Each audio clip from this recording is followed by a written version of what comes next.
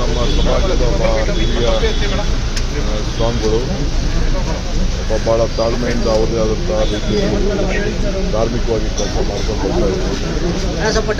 ನಾನು ಹೋಗ್ತಾ ಇದ್ದೀನಿ.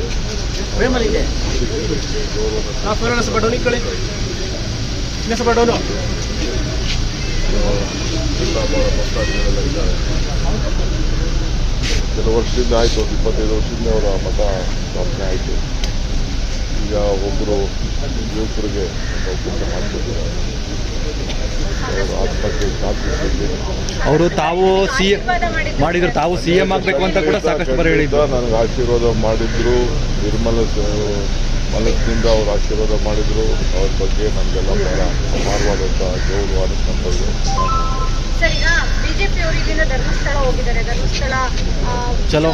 ನೋಡ್ರಿ, ಬಿಜೆಪಿಯವರು ಏನು ಮಾತಾಡಲಿಲ್ಲ, ಈಗೆಲ್ಲ ಮಾತಾಡ್ತಾ ಇದ್ದಾರೆ. ಸ್ಟಾರ್ಟಿಂಗು ಪ್ರಾರಂಭದಲ್ಲೇ ಅವ್ರು ಏನಾದ್ರು ಮಾತಾಡಬೇಕಾಗಿತ್ತು. ಈಗ ಅವರು ರಾಜಕೀಯ ಮಾಡ್ತಾ ಇದ್ದಾರೆ ಬಿಜೆಪಿಯವರು, ಬೇರೆ ಏನಿಲ್ಲ.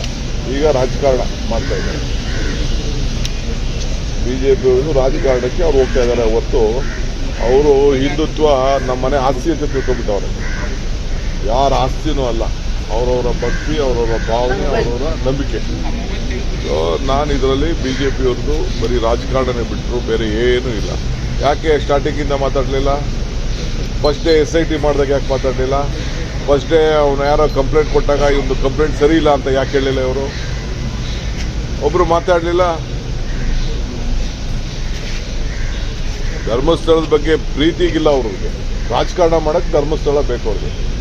ನಮ್ಗೆ ರಾಜಕಾರಣ ಮಾಡ್ಲಿಕ್ಕೆ ಧರ್ಮಸ್ಥಳ ಬೇಡ. ನಮ್ಗೆ ಅವ್ರ ಗೌರವನ ಅವ್ರು ಕಾಪಾಡಬೇಕಷ್ಟೇ. ಅವ್ರಿಗೆ ಯಾರಿಗೆ ಆಗಲಿ, ಯಾರು ತಪ್ಪು ಮಾಡಿದ್ರು ಬೇಕಾದ್ರೆ ಶಿಕ್ಷೆ ಆಗಲಿ ಅನ್ನೋರು ನಾವು.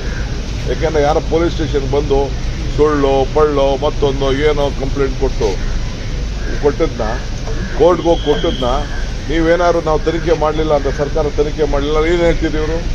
ಏನ್ರಿ, ಕೋರ್ಟಲ್ಲಿ ಬಂದು 164 ಸ್ಟೇಟ್ಮೆಂಟ್ ಮಾಡೋದು ನೀವು ಮಾಡಲಿಲ್ಲ ಅಂತ ಅವರೇ ಹೇಳ್ತಿದ್ರು. ಈಗ ರಾಜಕಾರಣ ಮಾಡ್ತಾ ಇದ್ದಾರೆ. ಅದು ಬಂತು, ನಾವು ಅದಕ್ಕೆಲ್ಲ ತಲೆ ಕೆಡಿಸ್ಬೇಕು. ಅದು ಏನ್ ಬೇಕಾದ್ರೂ ಕೇಳಲಿ, ಮಂಪರು ಕೇಳಲಿ, ಇನ್ಯಾವ್ದಾದ್ರು ತನಿಖೆ ಕೇಳಲಿ, ಅದೆಲ್ಲ ನಾವೇನು ತಪ್ಪಲ್ಲ. ಇದನ್ನ SIT ರಜಿಸ್ಟರ್ ಮಾಡಿದಾಗ ಯಾಕೆ ಮಾತಾಡಲಿಲ್ಲ ಅವರು? ಅವರೇ ತಾನೇ ಮಾಡಕ್ಕೆ ಹೇಳಿದ್ದು. SIT ಬೇಕು, ತನಿಖೆ ಬೇಕು ಅಂತ ಹೇಳಿದವ್ರೆ ಅವರು. ಈಗ ತಿರ್ಗ ಎಲ್ಲ ಏನೇನೋ ಮಾತಾಡ್ತಾ ಇದ್ದಾರೆ. ಹತ್ತಡಿನೋ ಮುತ್ತೆ ಅವ್ರು ಪೊಲೀಸ್ ಅವರು. ಅವ್ರಿಗೆ ನಾವ್ಯಾಕೆ ಇಂಟರ್ಫಿಯರ್ ಆಗಬೇಕು, ಎಷ್ಟು ಗೋಡೆ ತೆಗಿಬೇಕು ಮಾಡಬೇಕು ಅಂತೇಳಿ ಅದಕ್ಕೇನ್ ಬೇಕಾದ್ರೆ ಅವ್ರು ಕೇಳ್ಕೊಳ್ಳಿ. ಬಟ್ ನೀವು ಷಡ್ಯಂತ್ರ ಅಂತ ಹೇಳಿದ್ರಲ್ಲ ಸರ್, ಅದಕ್ಕೆ ಬಿಜೆಪಿ ನಾಯಕರು ಸ್ವಾಗತ ಮಾಡಿದ್ದಾರೆ. DK ಶಿವಕುಮಾರ್ ಅವರು ಹೇಳಿದ್ದು ನಿಜವಾಗಿದೆ. ನನಗೆ ನನ್ನ ವೈಯಕ್ತಿಕವಾಗಿ ಗೊತ್ತಂತ ವಿಚಾರ ನಾನು ಹೇಳ್ತಾ ಇದ್ದೀನಿ, ನನ್ನ ವೈಯಕ್ತಿಕವಾದಂಥ ಒಂದು ಅನುಭವ.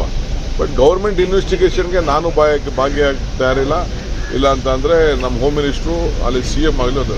ಇದನ್ನು ನಮ್ಮ CRPಲಿ ನಮ್ಮ ಇವರ MLAಗಳು ಇಲ್ಲಿ ಮಾತಾಡಿದ್ದಾರೆ. ನಮ್ಮ MLAಗಳೆಲ್ಲ ಶಿವಲಿಂಗೇಗೌಡರು ಆದಿಯಾಗಿ, ನಮ್ಮ ಗೋಪಾಲ್ ಕೃಷ್ಣ, ನಮ್ಮ ಪುತ್ತೂರು MLA, ನಮ್ಮ MLC, ಜಿಲ್ಲಾ ಕಾಂಗ್ರೆಸ್ ಅಧ್ಯಕ್ಷಗಳು ವಿನಯ್ ಕುಮಾರ್ ಸೊರ್ಕೆ ಅವರೆಲ್ಲ ಬಂದು, ರಮನಾಥ್ ರೈ ಅವರೆಲ್ಲ ಬಂದು ನಮಗೆ ವೈಯಕ್ತಿಕವಾಗಿ ಬಂದು ಸ್ಟಾರ್ಟಿಂಗೇ ಬಂದು ಭೇಟಿ ಮಾಡಿದ್ದಾರೆ. ಅವರು ಬಂದು ನಮಗೆ CMಗೆಲ್ಲ ಭೇಟಿ ಮಾಡಿ, ಹೋಮ್ ಮಿನಿಸ್ಟರ್ ಭೇಟಿ ಮಾಡಿ ಹೇಳಿದ್ದಾರೆ ಏನಿದೆ ಅಲ್ಲಿ ಮೊದಲಿಂದ ನಡ್ಕೊಂಡು ಬಂದಂಥ ವಿಚಾರ ಅಂತ ಹೇಳಿದ್ದಾರೆ.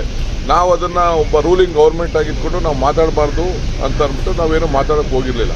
ನಮ್ಮ ಪಾರ್ಟಿಲೂ ಡಿಸ್ಕಷನ್ ಆಯಿತು. ನಮ್ಮ ಪಾರ್ಟಿಲೂ CM ಹೇಳಿದ್ದಾರೆ, ಪಾರ್ಟಿಯವ್ರಿಗೆ ನಾನು ಯಾವುದು ಅನ್ಯಾಯ ಬಿಡಲ್ಲ, ಕಾನೂನು ಪ್ರಕಾರ ಮಾಡ್ತೀನಿ. ಯಾರ್ಯಾರು ತಪ್ಪು ಮಾಡಿದ್ದಾರೆ, ಯಾರ್ಯಾರು ಸ್ಟೇಟ್ಮೆಂಟ್ ಮಾಡಿದ್ದಾರೆ ಅವರೆಲ್ಲರ ಮೇಲೂ ಕ್ರಮ ಕೈಗೊಳ್ತೀವಿ ಅಂತ. ಈಗ ಅದಕ್ಕೆ ಯಾರೊಬ್ಬ ಕುಮ್ಮಕ್ಕೆ ಕೊಡ್ತಾ ಇದ್ದಾರೆ, CMನೇ ಕೊಲೆಗಾರ ಅಂತ ಹೇಳಿದ್ದಾನೆ. ಗೊತ್ತಿದೆಯಾ ನಿಮ್ಗದು?